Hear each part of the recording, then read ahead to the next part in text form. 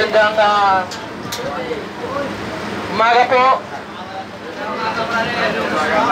Thank you. Magandang umaga po. Ilang minuto lang po ang hinihingi ko sa inyo para mag-aral tayo ng salita ng Diyos. At ang layunin ko ay magbigay ng kaunting salita ng Diyos na nawa magbigay ng pag-asa, nawa magbigay ng comfort sa inyo, at maaaring magbigay pansin sa Panginoon sa araw na ito. Amen? Yay! Gusto ko pong simulan ang pag-aaral ng salita ng Diyos kada Lunes, kung payagan ako ng Panginoon, at kung payagan din ako ng police and hepe and chief. Pero nag-request ako ng Lunes kasi sabi nila walang dalaw. At ayaw ko naman mangaral kapag nandito yung mga pamilya, mga mahal sa buhay, pag nagdadalaw sila, bilang respeto na rin po sa inyo at sa inyong mahal sa buhay. Pero habang may pagkakataon, mainam na mag-aral tayo ng salita ng Diyos, kahit papaano, yung isip natin ay maitutok natin sa Panginoon. Alam ko lahat tayo nangangailangan ng salita galing sa Panginoon. Kaya kung pagbigyan nyo lang ako ng ilang minuto, ito po ang ligaya ko at ikagagala ko po na mag-aral tayo ng salita ng Diyos. Umpisahan ko po ito sa Genesis chapter 1, verse number 1 at saka 2. Genesis chapter 1, verse 1 at saka verse 2. O sabi ng Bible, in the beginning, God created the heaven and the earth.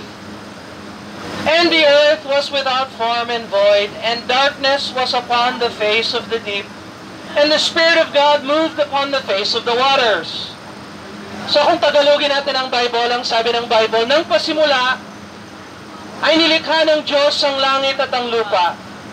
At ang lupa ay walang anyo at walang laman, at ang kadiliman ay sumasa ibabaw ng kalaliman at ng Espiritu ng Diyos, at ang Espiritu ng Diyos ay sumasa ibabaw ng tubig. So bakit natin tinatawag na banal na Biblia itong aklat na ito? Ito ay sapagkat ito ay ang aklat ng lahat ng mga aklat sa buong daigdig. Wala hong aklat na katulad nito. Ang manunulat ay si Moises, at ang pinakahuling manunulat ay si Apostol Juan. Ang Biblia ay nakabahagi sa dalawang bahagi. Merong lumang tipan, merong bagong tipan. Ang lumang tipan ay ang pagnanasa ng bansang Israel para sa kanilang Mesaya o hinirang ng Diyos bilang dumating na tagapagligtas ng Israel. Ang bagong tipan naman, dumating na ang Panginoong Jesucristo, siya ang Mesaya na inaasahan ng Israel, pero hindi pa kinakilala ng Israel ngayon. Pero siya ang dumating, siya ay Diyos na nagkatawang tao, isinilang ng isang Birheng Maria sa himala ng Banal na Espiritu Santo ng Diyos. Pero siya ang Mesaya ng Israel. Ang ibig sabihin ng Mesaya ay hinirang o pinili. Pero sa awa ng Diyos, hindi lang siya Mesaya ng isang bansa, Mesaya siya ng buong daigdig. Hindi lang siya hinirang ng Diyos para sa isang bansang Israel, kundi hinirang na siya ng Diyos upang maging Panginoon at Diyos nating lahat. Siya ang tagapagligtas, siya ang tagapamagitan, siya ang Mesaya. Ibig sabihin ng Mesaya, hinirang o pinili. So ang lumang tipan ay ang kasaysayan ng bansang Israel na nagmula kay Abraham, Isaac, Jacob, Joseph. Pagkatapos ng Israel, kikilalanin din ng Israel balang araw ang kanilang Mesaya. Yan ang Panginoong Jesucristo. At tayo ay umaasa sa isang kaharian balang araw na darating ang Panginoong Jesucristo, siya ay muling babalik. At lahat ng sa Kanya yung umaasa, nagsisisi at tumatanggap sa Kanya bilang Panginoon Diyos na kapagligtas, ay magkakaroon ng pwesto sa kaharian ng Diyos. So, ang lumang tipan ay hindi lang simula ng Israel, kundi simula ng lahat ng mga bagay. Ang unang manunulat ng unang 5 aklat ng Bible ay si Moses. Sinulat niya yung Genesis, Exodus, Leviticus, Number, Deuteronomy. Sana lahat tayo may kopya ng Biblia para makita natin. Ang aklat ng Genesis ay ang simula ng lahat ng mga bagay maliban lang ang Diyos.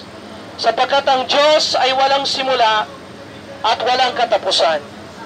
Pero lahat tayo ay may simula. Lahat ng nakikita natin ay may simula. Lahat ng nakikita natin ay may layunin.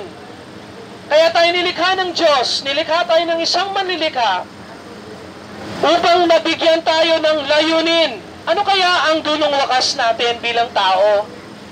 Bilang nilikha ng isang Diyos sa kanyang wangis, bakit kaya tayo nilikha ng Diyos? Well, isa sa mga bersikulo ng Bible nagsabi, nilikha ng Diyos ang lahat upang ang lahat ay sumamba sa Diyos. Amen? So yan ang layunin natin bilang nilikha ng Diyos.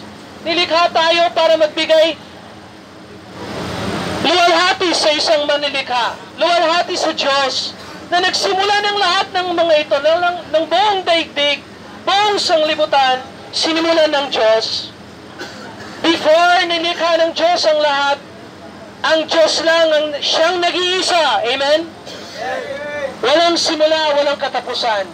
So sa aklat ng Genesis, ibig sabihin ng Genesis sa English, kung Tagalogin natin ang Genesis, ibig sabihin simula. Ang simula. The beginning. Genesis. At sa verse 1 and 2, sabi ng Bible, in the beginning, sa simula, God created the heaven and the earth. Nilikha ng Diyos ang langit at ang lupa. And the earth was without form. At ang lupa ay walang anyo. Itong materyales na lupa, walang anyo. At walang laman. And without form. And void. Wala siyang laman. Empty. And darkness was upon the face of the deep. At ang kadiliman ay sumasa ibabaw ng kalaliman. Darkness was upon the face of the deep.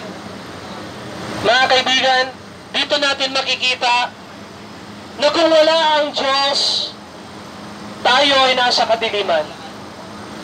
Kung hindi dahil sa Panginoon, wala tayong saysay, wala tayong layunin, at ang akala ng marami tayo ay produkto lamang ng evolusyon at ng siyensya na walang pananampalataya.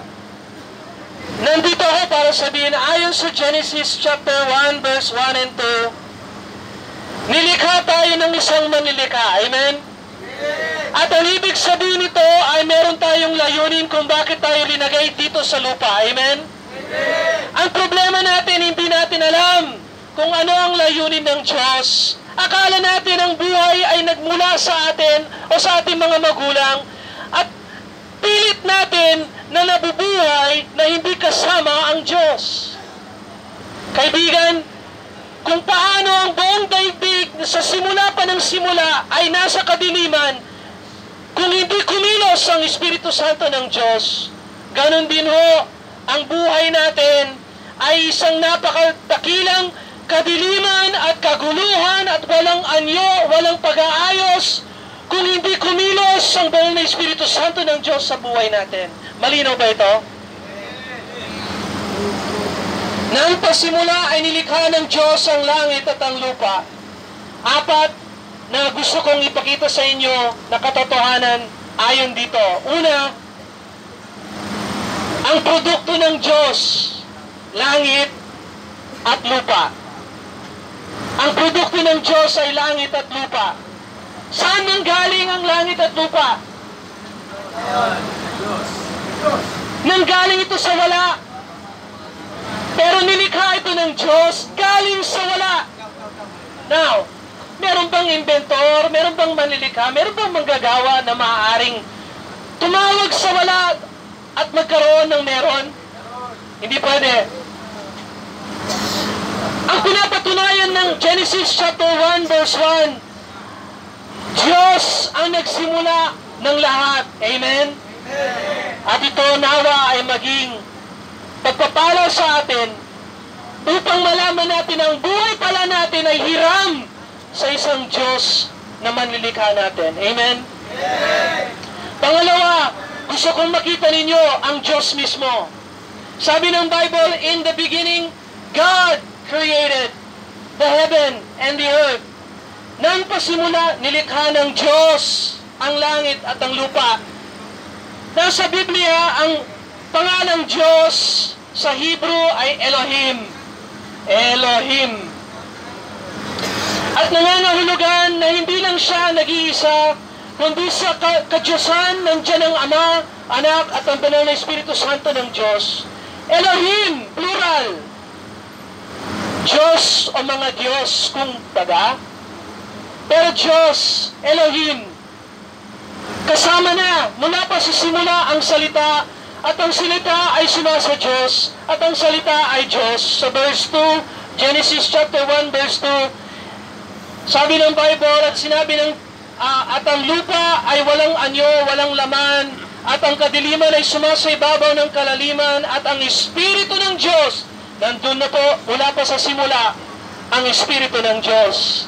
Ama, Anak, Espiritu Santo. Isang Diyos. Napakadakila. Hindi natin maunawaan ang Diyos. Pero habang may Diyos, may pag-asa. Amen?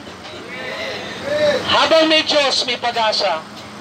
At kung ang Diyos ay handang tumulong sa atin, ibig sabihin may pag-asa.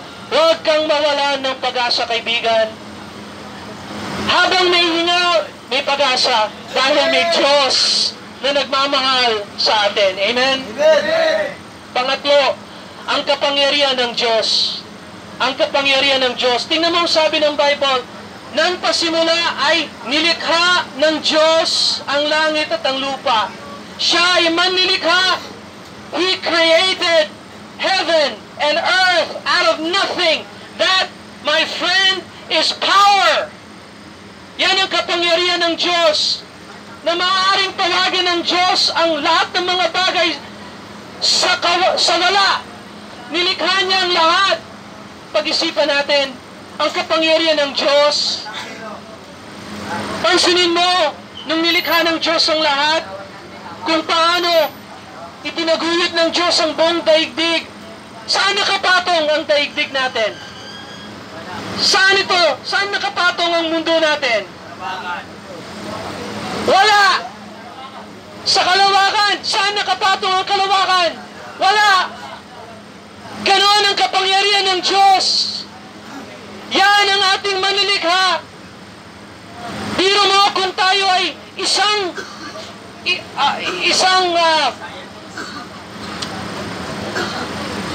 ano yung inch sa Tagalog? What is inch? Ha? Bugada? O isang bugada lang tayo, yung araw malapit sa atin, masusunog tayo. Isang bugada, malayo tayo, yung araw sa atin, magyayelo tayo.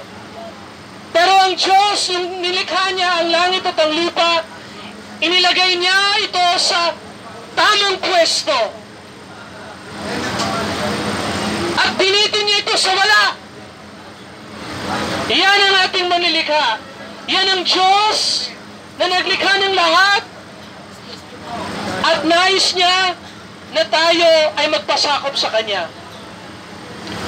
Hindi lang siya Diyos manilikha na malayo sa atin, siya ay Diyos na nagmamahal sa atin. At Diyos na nais na magbigay sa atin ng pag-asa. Kaya habang may Diyos, may pag-asa, dahil nandiyan ang kapangyarihan ng Diyos. Naniniwala ka ba sa kapangyarihan ng Diyos? Pang-apat at panghuli, pansinin natin yung timing. Yung timing ng kanyang paglikha ng lahat ng mga bagay.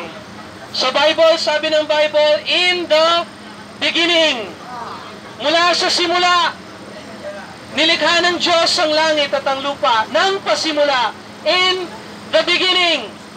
So bago pa dumating ang oras, nandyan na ang Diyos. Wala pa ang langit, wala pa ang lupa, nandyan na ang Diyos. In fact, dahil tayo ay may oras lang tayo dahil sinimulan ito ng Diyos. So anong matututunan natin dito sa Genesis chapter 1 verse 1 and 2? Ito yon. Una sa lahat, ang kawalan ng pananampalataya sa isang manlilikha ay kamangmangan. Kamangmangan po. Kung sa isip ng tao, wala tayong layunin, tayo ay produkto ng evolusyon, tayo ay mga hayop, malayo po yun sa salita ng Diyos. At hindi kinikilala ang ating manlilikha. Lahat po tayo ay nilikha ng Diyos sa kanyang wangis. Kaya lahat po tayo ay katulad niya.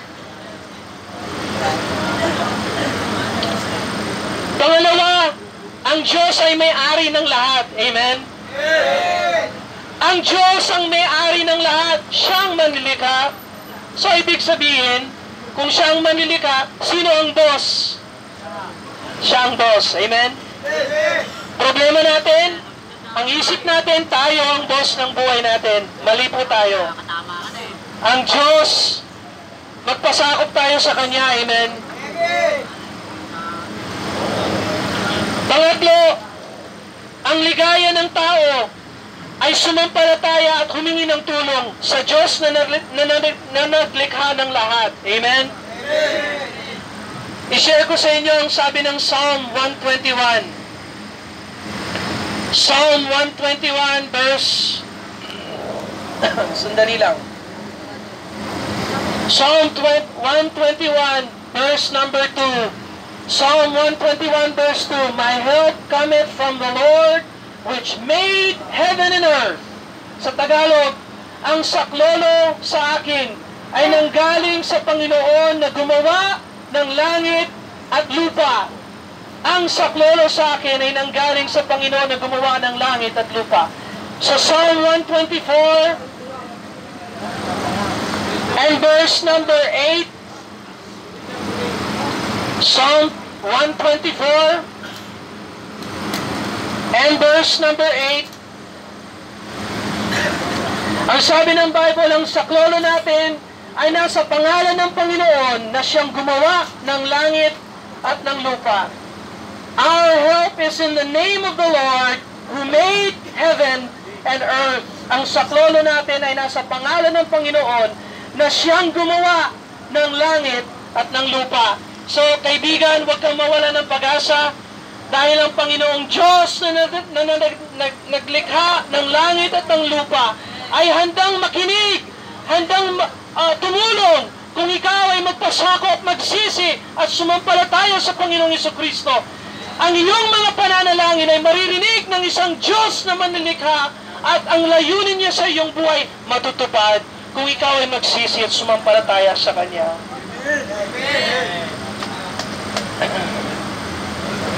Karapat-dapat na sambahin natin at pagsilbihan natin ang Diyos. Yun ang ibig sabihin, dahil siya ang manlilikha, karapat-dapat pag-usayan natin na sumamba sa Kanya at maglingkod sa Kanya. Amen? Say, Brother Bill, paano ako maglilingkod? Nandito ako. Kaibigan, nasa puso ang paglilingkod sa Diyos. Amen? Ang Diyos ay naghahanap ng sumasamba sa Kanya sa Espiritu at sa katotohanan. Hindi bale na nandito tayo, ang importante nasaan yung puso mo. Bigay mo yan sa Panginoon, naghahanap siya ng sumasamba sa Kanya sa Espiritu at katotohanan. Marami hong nagsisimba sa simbahan, pero wala yung kanilang Espiritu at hindi sumasamba sa katotohanan. Kalokohan na yun. Amen? Amen. Pangapat, hindi tayo kailangan ng Diyos. Hindi mo tayo kailangan ng Diyos. Kung ang Diyos ang nagsimula ng lahat at siyang manlilikha at tinawag niya mula sa wala ang lahat ng mga bagay na ito, ibig sabihin, hindi tayo kailangan ng Diyos. Siya ay Diyos na nag-iisa. Siya ay Diyos na dapat sambahin. Dapat matakot tayo sa Diyos. Pero itong napaka-importante, hindi ho tayo mahalaga. Ako ay isang tao lang, isang mangangaral ng salita ng Diyos, pero sa programa ng Diyos, hindi naman ako importante. Ang salita ng Diyos ay nandyan para sa lahat. Kaya mong basahin, kaya mong pag-aralan, kung anong meron ako, kaya mo. Nasa sa inyo, kung kayo ay magpasakop, magsisi, sumampalataya sa Panginoon. Pero sasabihin ko sa inyo, wala ni isa sa atin, maging judge ka man, maging pulis ka man, maging hurado ka, maging senador ka, congressman, mayor, kahit sino ka, maging hari ka, hindi ka kailangan ng Diyos. Amen? Ang Diyos ay nag-iisa. Siya ang karapat-dapat na sambahan. Amen? Amen. Panglima, nais ng Diyos na tayo ay sumamba sa Kanya. Yes, hindi tayo kailangan ng Diyos, pero inaalok tayo ng Diyos na sumamba sa Kanya. Amen? Ito ang grasya ng Diyos, ito ang kabutihan ng Diyos sa atin. Hindi niya tayo kailangan, pero inaalok tayo na siya ay sambahan at paglingkuran. Napakalaking pribilehiyo po na maglingkod sa Diyos. Amen? Kaya ako naparito dahil ligaya ng buhay ko na mangaral ng salita ng Diyos. Ito po ay hindi mo ako mababayaran. Hindi mo ako masasabihan. Kahit na wala akong makuha sa inyo, okay lang. Sapagkat pribilehiyo po na maglingkod sa isang Diyos na manilikha, sa isang Diyos na nagmahal sa aking kaluluwa, at mahal na mahal tayo ng Diyos. Amen? Sa huli, ibilin ko po ito sa inyo yung verse number 2. Genesis chapter 1 verse 2, ang sabi ng Bible, at ang lupa ay walang anyo at walang laman, at ang kadiliman ay sumasa ibabaw ng kalaliman, at ang Espiritu ng Diyos ay sumasa ibabaw ng tubig. Pinakahuling bilin ko po sa inyo sa araw na ito, huwag kalimutan ang Espiritu Santo ng Diyos. Siya ay sumasa ibabaw sa kadiliman, sa kaguluhan, sa kalaliman. Ang Espiritu Santo ng Diyos ang siyang kumikilos. Amen? Huwag ibaliwala ang kilos ng banal na Espiritu Santo ng Diyos. By the way, ang buhay natin ay walang saysay kung hindi ho kumilos ang banal na Espiritu Santo ng Diyos sa atin. Amen? Magpasalamat tayo sa Kanya.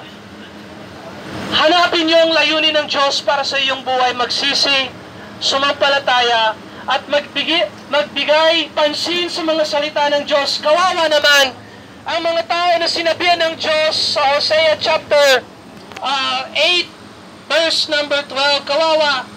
Hosea chapter 8 verse 12, sabi ng Bible, sumulat ako sa inyo ng napakagandang mga bagay, pero itinuring ninyo ang mga ito na walang saysay. Kawawa naman ang tao na binigyan ng Diyos ng Biblia, pero hindi binabasa, hindi binibigyan pansin ng Diyos. Magbagong buhay tayo, amen? Magbigay pansin tayo sa ating manlilikha, sa ating Diyos na nagmahal sa atin, sa ating Diyos na hindi tayo kailangan, pero inaalok tayo na sumama sa Kanya. Sa buhay na walang hanggan, kasama ng Panginoon, sumasamba sa ating manlilikha. Anong gusto mo? Ayos o kaguluhan o kadiliman? Tandaan ito, ang buhay natin ay may layunin dahil meron tayong manlilikha. Yumuko tayo, mag-pray. Salamat sa oras ninyo. Dakilang Diyos, salamat Lord sa pagkakataon na kami po ay makapag-aral ng salita ng Diyos. Salamat Lord sa bawat isa na nandito, mga kapatiran, mga kaibigan. Maging Lord, sa mga hindi sumasampalataya sa Bible, wala pong diferensya Lord. Ang kailangan talaga namin ay salita ng Diyos. Lord, tulungan niyo po ang bawat isa na nandito. Yung iba nangangailangan ng hilom, yung iba nangangailangan ng panustos, Lord, yung iba nangangailangan lang ng isa pang pagkakataon ng pagbabago, Lord. Kayo po ang Diyos ng himala, kayo po ang Diyos na manilikha namin. At dahil sa inyo, meron kaming pag-asa, kami po nagpapasalamat sa inyo, nagbibigay puri sa inyo. Salamat na kilang Diyos sa inyong salita. ang banal na Espiritu Santo ay kumilos sa aming puso at magbigay ito ng buhay, magbigay ito ng pag-asa. Salamat Lord sa mga kapatiran dito at mga kaibigan. Tulungan niyo po kami, alang-alang kay Jesucristo, ito po ang aming dalangin. Amen. Amen. Salamat po sa inyo.